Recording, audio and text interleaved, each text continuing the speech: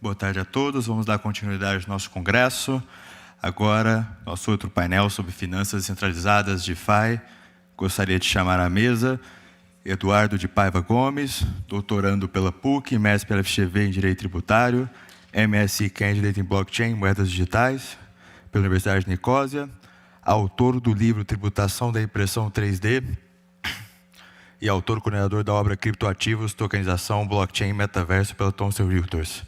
Gostaria de chamar também Felipe Cabral, ele que é arquiteto de software de informação, forte background em desenvolvimento de web e mobile web 2 e mais recentemente web 3, dedicado à gestão de produtos e business unit. Gostaria de chamar também Lucas Pindorf, de novos negócios e produtos do mercado Bitcoin, que estará online. Lucas, nos escuta? Escuto sim, perfeitamente. Vocês estão me ouvindo? Perfeito. E também gostaria de chamar para compor o painel e a mesa Milene Facchini, é advogada, com experiência nas áreas de consultivo contratual nos segmentos financeiro, de pagamento digital de dados pessoais e investimentos, tendo atuado em holding financeiro, instituições financeiras, instituições de pagamento, distribuidora de títulos e valores imobiliários fintechs, escritórios de advocacia especializados. Coordenou projetos de estruturação e reestruturação de produtos financeiros de pagamentos, assessorando os squads dos pontos de vista jurídicos e de negócios. Carlos, boa sorte. Com você, Eduardo. Bom dia a todos, bom dia a todas. Retornando, então, aqui à segunda rodada do Congresso, o primeiro Congresso de Criptoeconomia da OAB, parabenizando o Guilherme Martinez pela iniciativa e pelo protagonismo, para debatermos um tema tão essencial.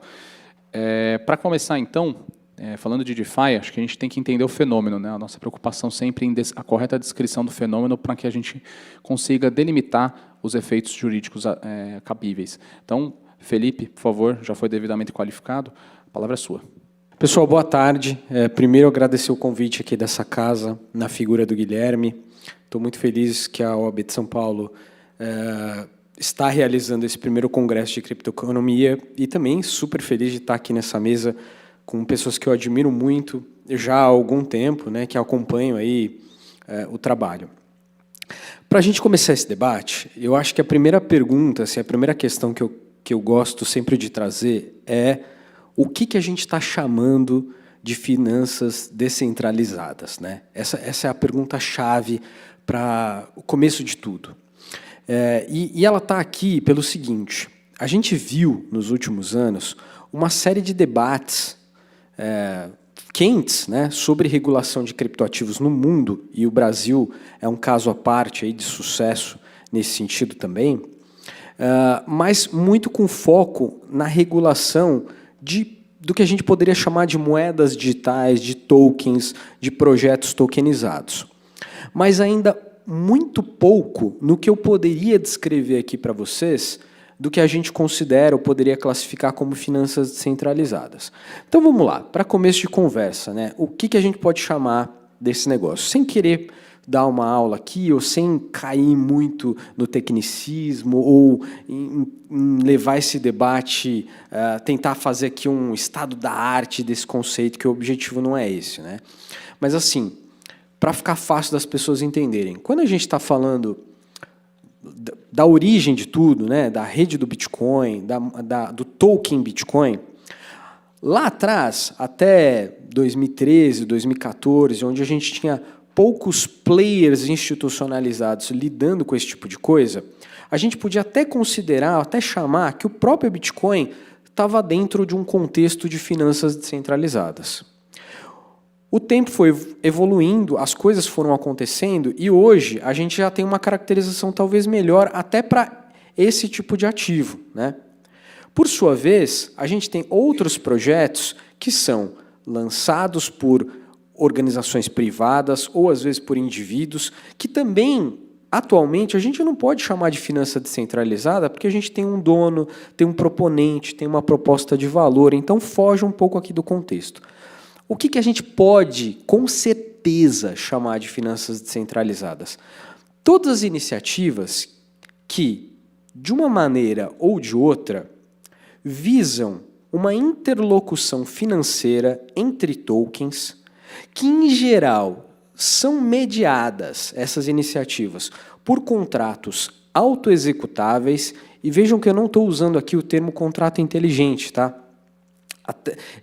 Tudo bem falar contrato inteligente, eu acho que tá tudo certo, é um termo que acabou sendo traduzido dessa forma, mas eu quero trazer aqui esse aspecto de autoexecutável, porque o universo DeFi tem muito a ver com isso, com um ambiente onde as coisas foram criadas para acontecerem através de gatilhos, sem a ingerência dos sujeitos. Então, é disso que se trata. É um ambiente que está distribuído, descentralizado, nesses contratos, nessas EVMs, né, nessas Ethereum Virtual Machines. A Ethereum acabou sendo um ativo de referência importante para o mercado de finanças descentralizadas e é até hoje, talvez seja o ativo onde 90% das coisas estão construídas e balizadas, né? Então é disso que a gente está falando. E por que a gente tem que olhar para esse tema com carinho, com cuidado, e faz todo sentido essa casa estar promovendo esse debate sobre isso? Porque esse é um mercado, é um tipo de vertente do universo cripto que tem crescido cada vez mais e ocupado espaços cada vez maiores. Ontem mesmo, me preparando aqui para vir para esse debate com vocês, eu levantei alguns números para apresentar aqui.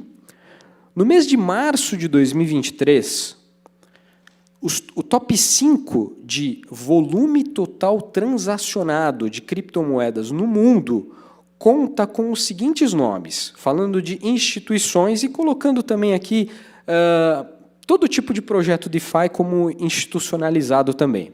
Primeiro lugar, corretora Binance, volume total transacionado no mês de março de 2023, 1,2 trilhão de dólares. Então, ativos que estão saindo de um lugar, indo para o outro, saindo de um lugar, indo para o outro, esse é o volume total. Segundo lugar, Coinbase, segunda maior corretora do mundo, talvez hoje a corretora que está mais próxima do regulador nos Estados Unidos, 193 bilhões de dólares. Terceiro lugar, Kraken, 72 bilhões de dólares. Em quarto lugar, a gente tem a Uniswap, com 67 bilhões de dólares. Ou seja, no top 5 de maiores instituições que negociam criptoativos do mundo, a gente tem em quarto lugar uma corretora descentralizada. O que é isso? É uma iniciativa promovida por uma série de pessoas que viabilizou a ideia de uma corretora sem ter ninguém por trás do balcão apertando o botão, aprovando ordem, viabilizando coisas, como em qualquer instituição financeira conhecida que a gente poderia afirmar aqui, né? É comum, quem trabalha no meio financeiro como nós, é comum a gente ver áreas estruturadas para lidar com determinados departamentos. Então, o departamento de onboarding, o KYC dos clientes, o departamento de back-office, que analisa transações, aprova transações. Quando a gente está falando de DeFi, todo esse universo muda. Você tem um contrato inteligente que está lá funcionando, está deployado e está distribuído em um monte de computadores rodando isso a todo momento, e você tem pessoas aplicando contra esses contratos, comprando e vendendo moedas engatilhadas dentro, alocadas dentro desses contratos, né? Então, eu acho que essa volumetria dá para a gente um tom aqui, aquece o tema a um volume considerável. Eu não quero me estender muito na minha fala, porque eu quero ouvir meus colegas aqui também, mas acho que, para fechar esse ponto, tem 3 termos importantes que a gente deveria considerar quando a gente está classificando o que é DeFi e analisando a problemática de finanças descentralizadas no universo regulado. São 3 itens, temas, palavras-chave, se vocês quiserem. O primeiro é AMM, Automated Market Maker, né? No mercado de corretoras, hoje, a gente tem a figura do formador de mercado. É o sujeito que vai lá, compra uma tonelada de ativos de algum lugar e vende esses mesmos ativos em outro lugar, e ele não está necessariamente apostando na valorização ou na desvalorização daquele ativo. Ele está simplesmente... o modelo de negócio desse sujeito, dessa persona, do market maker, é taxa de corretagem, prestação de serviço. Mas para que isso aconteça no mercado financeiro, a gente depende dessa persona, desse sujeito que vai lá, dispõe de capital, tira de um lugar, coloca no outro e faz o negócio acontecer. No mercado de DeFi, existem pessoas que provisionam capital para que esse mercado funcione, mas você não tem a figura do market maker clássico. Você tem o AMM, o Automated Market Maker. Quem faz esse papel, quem dá preço nos ativos, é um contrato. É a relação de oferta, né, e procura por aquele ativo que estabelece o valor. Tanto que se vocês entrarem na maioria das corretoras ditas descentralizadas, nas DEX, iniciativas DeFi, não vai ter lá o que a gente chama de ordem a limite. Você não consegue colocar, olha, eu quero pagar tanto nessa quantidade de ativo. O que vai ter lá é simplesmente um botãozinho para você dizer a quantidade do ativo e ele que vai te dar o preço, porque ele está a todo momento avaliando essa relação de oferta e demanda ali dentro, tá? Então, Automated Market Maker é um termo, é um conceito para a gente ter muito forte na cabeça quando a gente está falando de DeFi.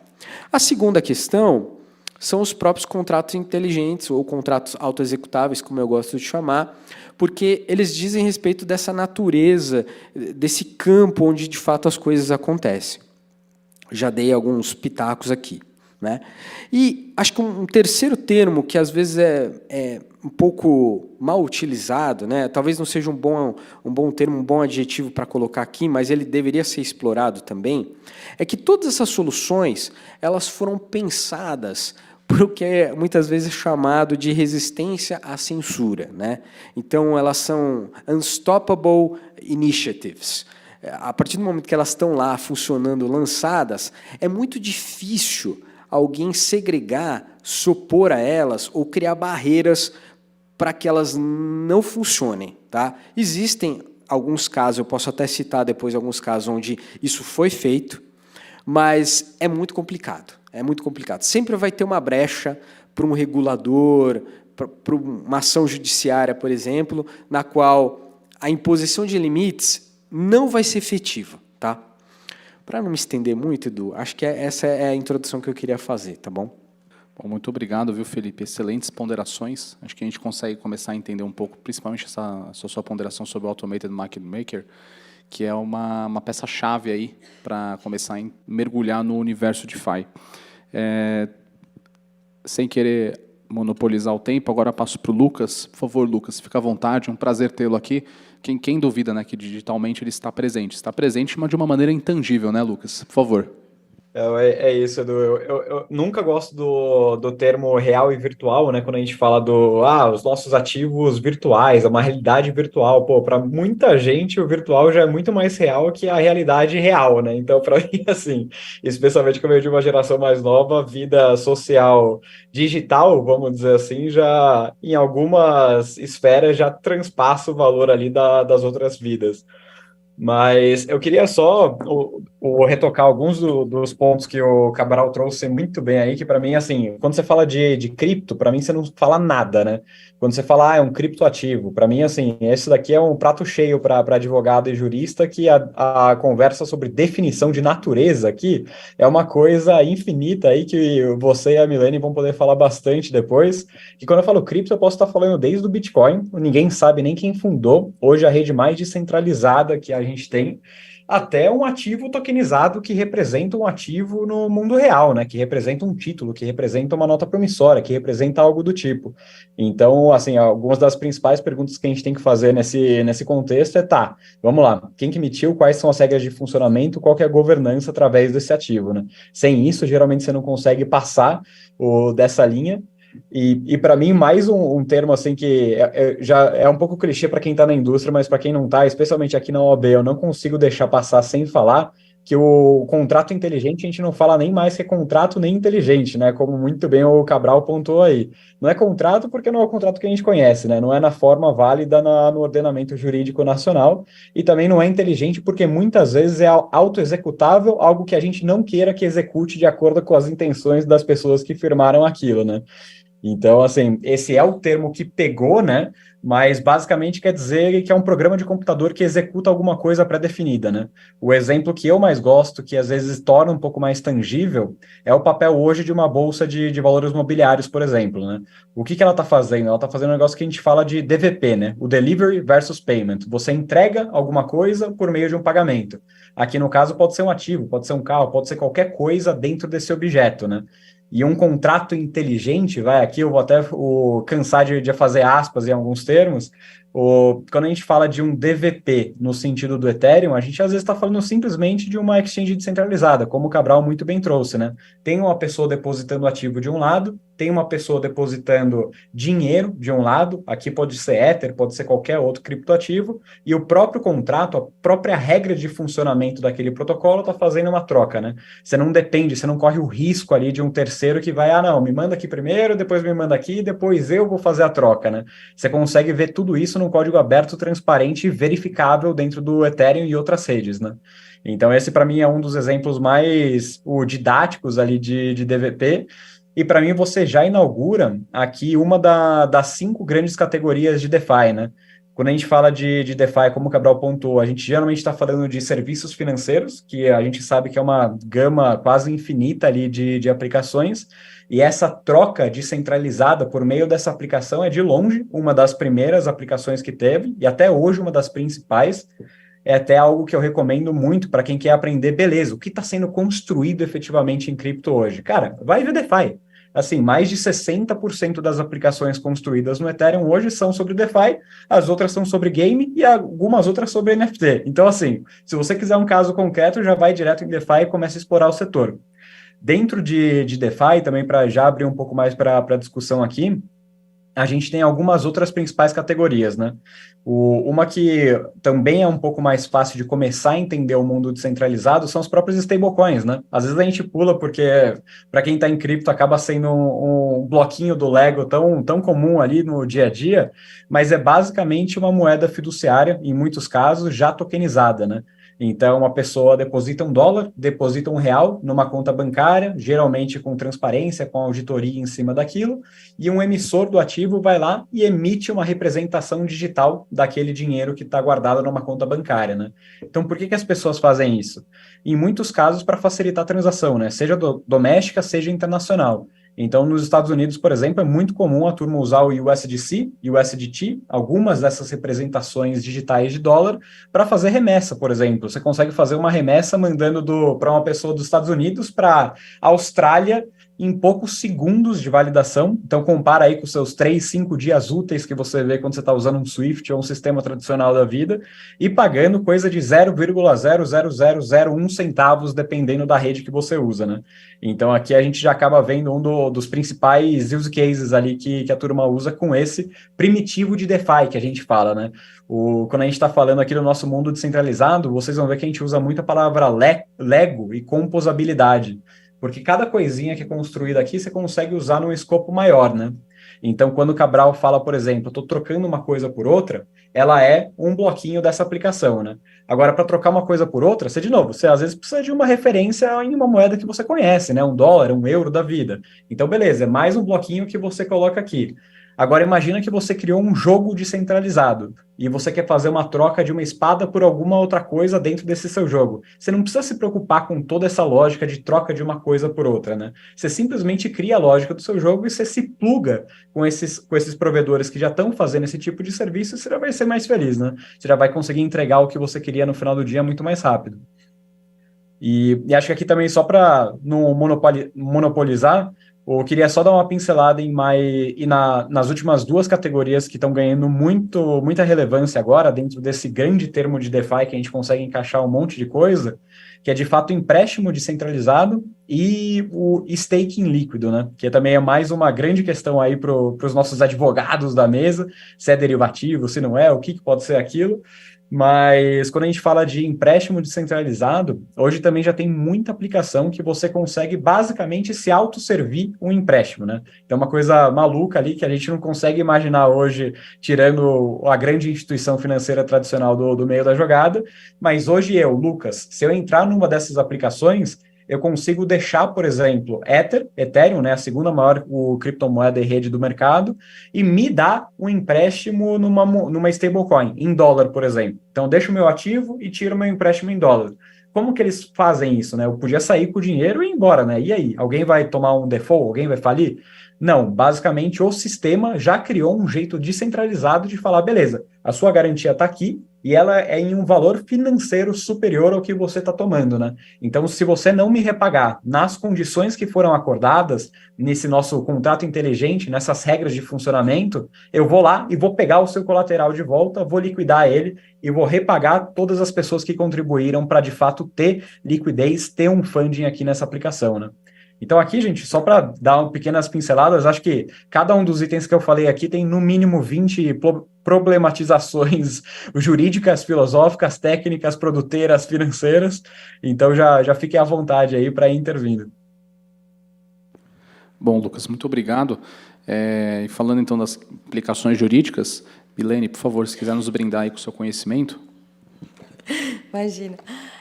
Eu acho que, para introduzir a temática sobre regulação especificamente, é natural que a gente tenha esse avanço tecnológico acompanhado do avanço regulatório também, né? Seria um pouco, embora a gente esteja falando de uma tecnologia descentralizada, né, voltada às finanças, seria um pouco utópico e até infantil da nossa parte a gente imaginar que a gente conseguisse levar esse ecossistema digital totalmente de forma automatizada, né, autônoma, sem nenhuma intermediação institucional, baseado 100% na lei do código e no respeito e até no goodwill dos participantes com relação às suas próprias transações e ao seu próprio patrimônio.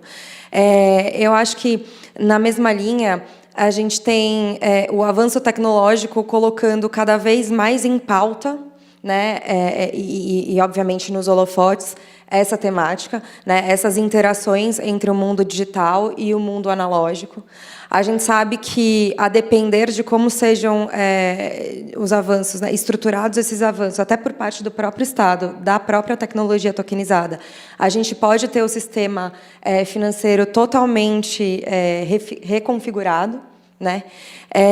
E, para a gente não se deparar, acho importante, né, para a gente não se deparar justamente com uma normativa autoimposta, sem levar as decisões e também as regulamentações para o contexto do debate, né, social, é importante que a gente fomente cada vez mais as discussões da comunidade sobre como deve se estruturar toda essa regulamentação e esse sistema jurídico, né? Num primeiro momento, é natural que a gente volte os nossos olhos para aquilo que a gente já tem testado e já tem positivado. Então, é natural que a gente veja, mesmo com as assimetrias e com as incongruências, sendo tomados como base os institutos que a gente já possui. Mas eu acho que é importante a gente também ter presente que, mesmo que não emane totalmente do Estado, a norma não deixa de existir se ela tiver como um princípio base, por exemplo, um código autoexecutável que seja institucionalizado, né? Porque assim a gente não está matando, de certa forma, né, por meio de uma hiperregulamentação, a tecnologia que tanto vem trazendo benefícios em todas as esferas da sociedade como um todo, né? Nesse sentido, eu acho importante, e aí pensando em regulação, né, normatização e etc., a gente adotar 3 pilares básicos aqui que eu consigo citar, né? Primeiro é a gente continuar, e eu acho que o Brasil faz isso muito bem, olhando para fora. Então, olhar o que a gente tem, a comunidade internacional construindo. Ano passado, a gente teve aí um estudo, né, divulgado pela OCDE, que trouxe sugestões e até recomendações, né, do que eles entendem aí serem as nuances do avanço da tecnologia em todas as esferas aí internacionais da sociedade, né? Um segundo passo que eu vejo também a gente saindo na frente, tanto para a temática de criptoativos como para a temática financeira como um todo, né, voltada para fintechs e voltada para outros mercados, a proposição de laboratórios tecnológicos por parte dos nossos reguladores. Então, a gente tem sandbox hoje muito felizes por parte da CVM, por parte do Banco Central, que proporcionam que a comunidade empresarial, né, o corporativo, teste, em conjunto com o próprio regulador, novas tecnologias de forma excepcional, né? A gente tem aí dados e a gente tem histórico excepcional nesse sentido. E eu acho que o principal ponto é a participação da nossa comunidade. Não só a comunidade jurídica, né? Hoje a gente tem aqui o Lucas e Felipe que não fazem necessariamente parte da comunidade jurídica, mas que estão inseridos no debate e em conjunto conosco. Então, eu acho que isso é muito importante e talvez seja o mais importante, porque a gente está fomentando o debate e contribuindo para uma melhora evolutiva e contínua do sistema. Tá? Não quero me estender muito, acho que era basicamente isso que eu tinha para trazer aqui para a gente. Muito legal, Milene. Quando a gente fala, então, de finanças descentralizadas, tem até uma fala do Felipe, uma fala do Lucas, que aí eu vou fazer uma volta aqui entre nós. Por exemplo, quando a gente fala de DeFi, fala empréstimo, etc., já surge pelo menos eu na visão tributária, né? Poxa, vai ter incidência de IOF nesse empréstimo? Mas, por outro lado, como você bem pontuou, qual que é a grande característica aqui do DeFi?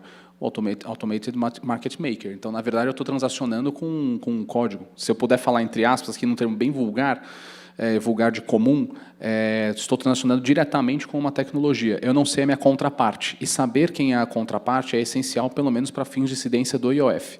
Então, vejam como é interessante a gente realmente entender quando a gente fala o signo empréstimo. Quando fala empréstimo, vem toda uma sistemática, um arcabouço regulatório que talvez, para a DeFi, se entendemos que for um fenômeno nativamente Web3, talvez ele seja um fenômeno desafiador, pelo menos nesse ponto que eu trouxe. Queria trazer, Felipe, se você puder pontuar para nós, que você até na sua fala estava falando de finança descentralizada e você falou iniciativas ditas descentralizadas. Que o pessoal às vezes pensa que o Web3 é totalmente descentralizado, que você não tem uma entidade, por exemplo, a Ethereum. A Ethereum você tem a fundação Ethereum, né? As mecânicas dos Ethereum Improvement Proposals, o pessoal vai lá e aprimora a rede Ethereum. Qual que é a relação? Boa, excelente pergunta, Edu. Eu disse consideradas descentralizadas ou debruçadas sobre o tema descentralizados, mas não necessariamente descentralizados, né? Acho que é isso que estava na minha cabeça. Porque se a gente pensar, por exemplo, em iniciativas como da Solana ou da própria Ripple, né, o XRP, por exemplo, eles poderiam lançar produtos que são construídos em torno de contratos inteligentes.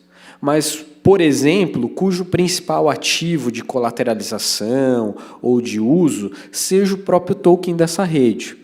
Aí a gente vai voltar naquele tema da problemática da natureza, que está causando rebuliço lá nos Estados Unidos, SEC, como vocês acompanham aqui algumas palestras de manhã, e acho que o tema toda hora aparece, né?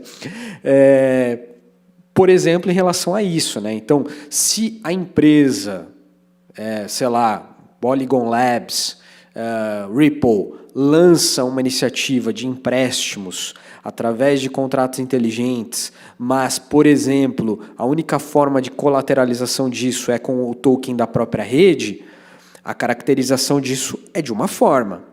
Agora, se for feito de maneira totalmente descentralizada, qualquer um pode rodar um node dessa rede, qualquer tipo de token pode ser usado como colateral, a gente tem um aspecto mais descentralizado. Então, o desafio aqui vai ser observar esses parâmetros, né? Eu acho que, infelizmente, no campo jurídico e para o regulador financeiro, a vida vai ficar difícil porque você quase que vai ter que montar uma área técnica para avaliar projetos e delimitar um parecer de acordo com a forma como esse projeto está constituído. Tá? Eu não vejo muita saída em relação a isso, pelo menos no curto prazo. E antes de passar a bola, eu eu até estava aqui pensando em algumas questões. Eu acho que eu sou o único não advogado aqui desse espaço todo, né? Porque o Edu a Milene o Lucas também é advogado. Ele falou aqui como ponta técnica, ponta de produto, ele realmente é um especialista no assunto, mas ele também tem essa formação, né?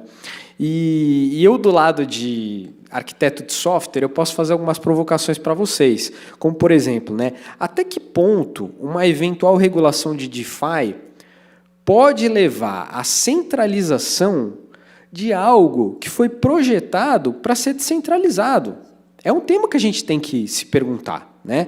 Ou, por exemplo, como é que a gente vai equilibrar a necessidade de regulação com transparência e direito à privacidade, que é um troço que todo usuário de DeFi quer, né? Fazendo a brincadeira aqui, trazendo um jargão para a mesa, já viram aqueles tipos de conteúdo onde a pessoa se classifica, se autoclassifica como opt-out? Eu dei o opt-out aqui, eu comprei criptoativos, eu não quero mais saber do sistema e tal. Tudo bem, tirando a parte humorística aqui desse tipo de expressão, como é que você garante uma certa privacidade, que já está inclusive prevista em lei em uma série de aspectos, e ao mesmo tempo atende a demandas do sistema financeiro regulado super legítimas, né? Então, para mim, é outra pergunta. E para terminar, em um sistema que é construído para operar sem a necessidade de intermediários confiáveis, qual que é o papel da entidade reguladora, né? O que ela tem que fazer nesse caso? Porque a gente está falando aqui quase que de um autômato, né? Por isso que o tema de DAOs, para mim, tem tudo a ver com o tema de DeFi. Eu estava relendo o livro do professor Harvey Campbell, da Duke University. Eu fiz o curso dele lá de DeFi, recomendo a todos. Tem também algumas coisas excelentes aqui no próprio livro que o Edu e o Daniel organizaram. Para mim, esse vai ser o grande tema assim, do próximo ano, né? Como equilibrar esses pratos sem deixar, sem proibir a inovação, sem acabar com a inovação, mas ao mesmo tempo criando fronteiras, criando condições para que as coisas não saiam totalmente do controle. Acho que é isso. Antes de passar para você, Lucas, eu vou devolver para a Milene, porque na sua fala, Milene, questão de regulação, etc., e na sua fala, Felipe, quando a gente fala em descentralização, acho que um ponto importante é o tal do compliance, né? Principalmente a sigla que você citou, que é o tal do KYC, para quem não sabe, Know Your Client, Know Your Customer. Também tem o KIT, que é o Know Your Transaction. O que é isso? São camadas de compliance para saber quem é o seu cliente, se ele tem patrimônio, se ele não tem, de onde veio e qual é aquela transação. Em linhas gerais, essa camada de compliance para fazer esse filtro e evitar que essas estruturas sejam utilizadas de uma maneira ilegítima. Aqui no Brasil, a gente teve uma iniciativa muito importante da Bcrypto com o Código de Autorregulação, e eu não vou me estender aqui, que especialistas no tema vão falar, a Juliette, a Priscila, vai ter o Luiz também para falar sobre as implicações disso. Mas eu queria saber, quando a gente fala de DeFi, Milene, na sua opinião, como que a gente conseguiria coadunar essas iniciativas ditas descentralizadas ou realmente centralizadas com camadas de compliance, né? Pois é, ótima pergunta. Eu acho que ela se conecta super com esse ponto que o Felipe trouxe sobre qual seria o real papel do regulador na função aí de gatekeeper, né? Qual que é o limite da regulação. Eu vou trazer aqui, vou fazer um paralelo aqui com uma iniciativa que eu acho que é muito também excelente do Banco Central, que é o próprio Real Digital, que, em alguma medida, é uma iniciativa que está fazendo uma ponte entre o que a gente chama de CeFi, que são as Centralized Finances, e a DeFi, né? A gente tem, aí o Felipe também trouxe um ponto super importante, talvez o papel, então, do regulador seja manter ali um compêndio de estudiosos, né, super especializados na matéria, que possam, aí, eventualmente, atender a esse princípio na forma de apoio técnico especializado. Essa iniciativa é uma iniciativa que, na minha opinião, ela já coloca indícios de como a gente deveria evoluir, né, porque não é, de fato, mecanismos, né, e nem uma estruturação de uma temática de DeFi propriamente dita, porque é ainda centralizada, mas ela já coloca algumas nuances de talvez como a gente devesse se comportar enquanto regulador com relação à matéria. O Banco Central tem deixado a comunidade, né, muito livre e participativa, então a gente vê de fato, os estudiosos atuando em conjunto com a comunidade para construir um sistema que ainda não é ideal, mas que atende minimamente aquilo que a gente tem o costume de enxergar em outros mercados, de maneira flexibilizada. Então, eu acho que esse pode ser, talvez, um caminho, né? Agora, a resposta de como eu acho que deveria, de fato, acontecer, eu também não tenho. Eu acho que são ótimas perguntas e ótimos questionamentos, talvez ótimas proposições, mas só a história, né, uma história breve, eu imagino, vai poder dizer como que deveria ter sido ou como que deverá ser. Muito obrigado, Milene. A sua fala, até a gente tem que pontuar aqui também, essas iniciativas de compliance, entre aspas, né? Então, a gente já tem o CARF, nossa ideia, que é o Crypto Assets Regulatory Framework. A gente tem lá o MiCA, que traz parâmetros muito importantes na União Europeia, o Market in Crypto Assets também. E no Brasil, a gente teve a iniciativa, aí, o Brasil vanguardista, com a IN 1888, ao menos a nível de Receita Federal, para fins de informação das transações. Tudo bem que o escopo era direcionado ao direito tributário, mas, querendo ou não, você começa a ver essas camadas de obrigações acessórias, né? Lucas, eu queria passar para você agora, que você chegou até a mencionar alguns termos que eu acho que é interessante para a gente tentar distinguir o que é realmente DeFi e o que realmente não é DeFi. Então, por exemplo, a gente vê aí os anúncios, trave seus criptoativos e receba o API de tantos %, né? Staking é DeFi, liquidity staking é DeFi, por exemplo. Porque essa pergunta parece um tecnicismo muito, uma preocupação muito grande com o tecnicismo, mas, só um exemplo, o Reino Unido ele abriu uma consulta pública para fins de regulação do DeFi e ele listou 7 exemplos. Ele descreveu 7 operações e falou, dessas 7, 6 eu entendo que são DeFi, uma eu entendo que não. Se alguém entender de maneira contrária, apresente aqui os fundamentos para dizer se isso vai para uma regulação de DeFi ou não. Então, Lucas, se você puder dar uma pincelada para nós sobre esses eventos de travar um cripto e receber algo em troca, como que a gente pode distinguir isso? Pô, esse daqui, você vai dar a questão da prova sem a colinha? Ou agora eu preciso saber qual que é esse um que não entrou ali na pesquisa. Não, tô brincando aqui. Antes de entrar nessa daí, Edu, eu só queria voltar a um ponto, porque eu acho que tem umas partes muito legais aqui que a turma tocou, que é sobre a identificação de transação, né? Hoje a gente acaba, geralmente, mais superficialmente, né? Ou aquelas manchetes sensacionalistas, parece que transação com cripto direto na rede é um completo faroeste, né? E hoje em dia, assim, nada mais distante da verdade. A gente já tem vários provedores, inclusive de serviço de Know Your Transaction, né? Isso que vocês estavam mencionando. O Chain Analysis, Elliptic, que são os dois principais hoje. TRM Labs também tem um programa de compliance incrível, que várias agências governamentais dos Estados Unidos, inclusive, usam para fazer o enforcement de lista de restritiva, né? Uma OFAC da vida, ou essas blacklists que precisam ser negadas à transação de qualquer forma, né?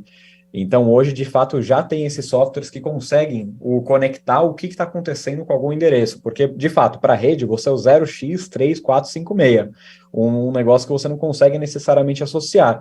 Mas como é sempre uma rede distribuída, transparente e auditável, você consegue ver desde o comecinho da vida daquele endereço quais foram todas as aplicações que ele passou no meio do caminho, né? E com isso você consegue criar a historinha dele e dar um score de risco de acordo com ele passou.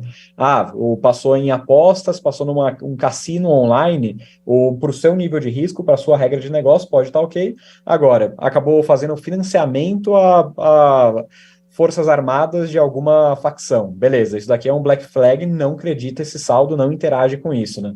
Então, de fato, as corretoras, esses gatekeepers que a gente chama, né? De fato, essas empresas que atuam entre as pessoas, os cidadãos aqui e as aplicações centralizadas, né? Você precisa depositar fiat em algum lugar para comprar cripto, para depois entrar nesse mundo cripto, elas geralmente já têm essas infraestruturas bem estabelecidas para conseguir fazer análise. Inclusive, já é até mudanças que os próprios protocolos têm feito, né? Então, aqui quando a gente fala de DeFi, eu gosto muito de separar, e aqui eu vou entrar no tecnicismo um pouco, mas eu já saio, que eu gosto de separar em front-end e back-end, basicamente, né? Ou seja, uma coisa que você vê quando você entra no www.aplicação de DeFi. Beleza, ali você vai abrir um site do mesmo jeito que a gente conhece aqui na Web 2, né, no nosso mundo tradicional, e você vai começar a acessar uma aplicação. Quando você acessa essa aplicação, assim, em 99% dos casos, você continua ainda numa lógica centralizada, né? Você está entrando em um site que está sendo hospedado por algum servidor, uma AWS da vida, um GoDaddy, algum provedor de nuvem que está ali fazendo aquele site ficar online. Mas, ao mesmo tempo, e aqui que entra um pouco da confusão, tudo aquilo que você está fazendo naquele site está desembocando em outputs, em consequências para a rede descentralizada. E, de fato, sim, aquele código que está rodando num Ethereum da vida, numa Avalanche, numa Solana. Isso daqui é, de fato, a parte que quase sempre é mais descentralizada, né? Então, aqui na interface, muitos desses protocolos DeFi, eles já estão bloqueando endereços que interagiram. Eles se plugam nesses softwares de Know Your Transaction, eles olham e falam, pô, aquele 0x346 interagiu com endereço relacionado à Al-Qaeda. Não vou deixar ele operar na minha conta. Beleza, no nível do front-end, no nível do site, o cara é bloqueado. Agora, se você for lá no contrato inteligente e tentar interagir, aquilo ali não tem uma pessoa que consegue te bloquear, né? De fato, foi feito para funcionar com aquela regra de funcionamento. Isso nos principais projetos DeFi, né? O que acontece é que algumas pessoas implementam restrições até no nível do contrato inteligente.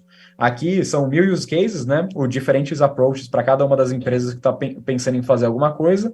Mas hoje a Stellar, por exemplo, é uma das redes descentralizadas mais ligadas a trabalhar com o governo, trabalhar com o Central Bank Digital Currency, e elas conseguem já no nível do protocolo fazer uma whitelist.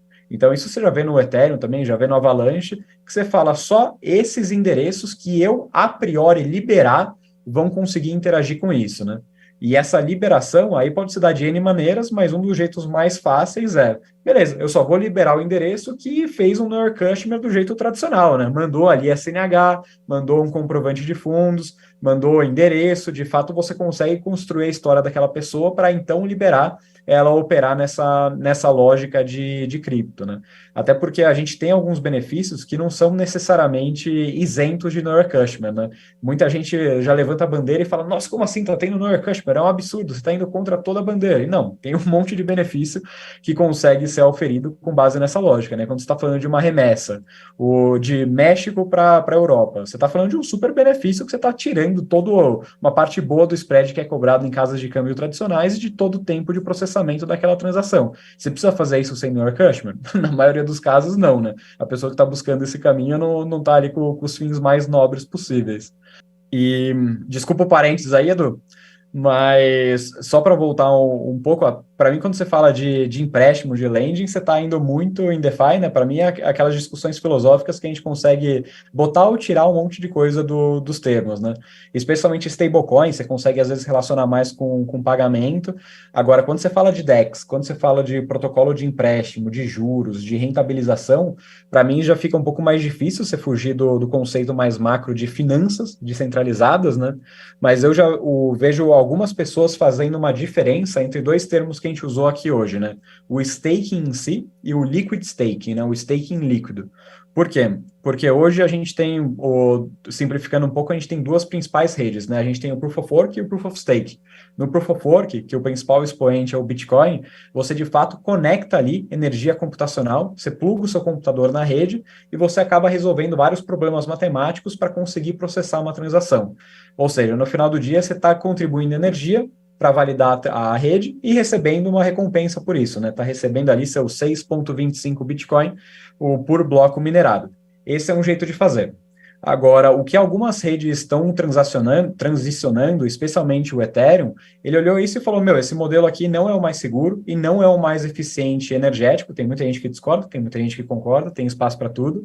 Então, basicamente, eu vou remover essa parte de conectar meu computador e ser muito intensivo em energia para validar uma transação e eu vou fazer uma outra lógica. Eu vou fazer assim, você que tem um Ether, bota ele aqui, trava ele nessa lógica de validação, e a cada bloco que você for validando, você vai receber uma recompensa. Qual que é a grande lógica? Se você agir de uma maneira honesta, ou seja, você só está validando transações que deveriam estar sendo validadas, ou seja, só quem tem o dinheiro para gastar e está assinando aquilo e está gastando de verdade, que está entrando na rede, você vai ganhar ali uma recompensazinha. Agora, se você fizer qualquer coisa errada, tem um negócio que chama slashing. Você vai perder uma porção daquele seu Ether, né?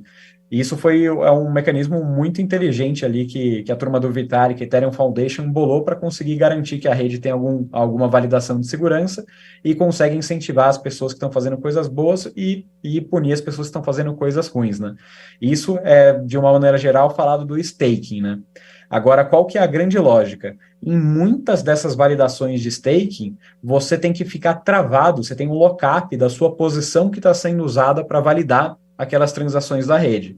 E tem muita gente que fala, pô, eu até queria ajudar o Ethereum a validar, mas eu não posso ficar 40 dias esperando, 10 dias, 15 dias que seja, o tempo varia muito, para de fato receber o meu Ether de volta quando eu quiser parar de atuar nesse papel de validação, né? Então, algumas pessoas começaram a já criar representações daquela sua posição que está em staking. Então aqui, Edu, para mim, aqui você já começa a falar um pouco mais de um produto financeiro, né? De fato, você está criando um ativo para dar liquidez para aquela pessoa que está com uma posição travada. Eu acho que aqui tem muita esfera para compreensão ou para interpretação, mas para mim, quando você fala de staking, você até consegue defender que é muito mais uma atividade necessária para a rede funcionar, né? Você está quase performando uma atividade ali de prestador de serviço para a rede continuar funcionando como ela está. Agora, quando você pluga um liquid staking, aí você já está, para mim, seguindo uma camada extra de inteligência financeira na estruturação do produto. Ô Lucas, você falou que não tinha colinha, mas realmente foi grandes considerações aí. Falou que precisava de colinha, não entendi. Foi muito bom, viu? Muito obrigado pelas ponderações. A gente está finalizando aqui o painel, que o próximo painel começa às 3. Felipe, Lucas, Milene, ponderações finais, alguns comentários. Agradecer de novo, Edu, Milene, Lucas. Maravilhoso bater esse papo com vocês. Deixar aqui um exemplo que depois vocês podem pesquisar a respeito do que o Lucas estava falando em relação a bloqueio de transações ou de uso de iniciativas DeFi. Tem um protocolo chamado DYDX, que, por exemplo, bloqueou transações realizadas por cidadãos americanos e canadenses em virtude do regulador ter classificado as iniciativas ali como securities ou outros tipos de tipificação. Então, é um bom exemplo prático de como as coisas, mesmo em DeFi, podem ser, digamos, contornadas ou podem ter fronteiras de uso, né? Mais uma vez, obrigado.